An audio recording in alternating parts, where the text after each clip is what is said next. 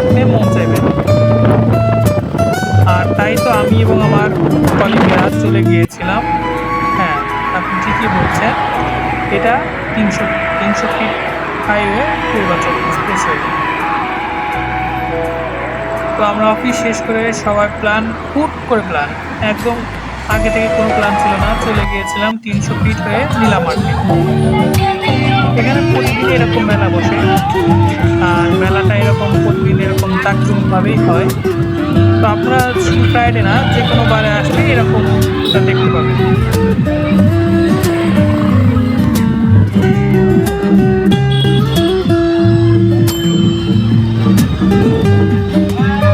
আসলে corporate job করলে, যারা জব করে তারাই জানে যে অফিসের প্যারা শেষ করার পরে একটু মানসিক শান্তির জন্য হলেও এখানে আসা দরকার।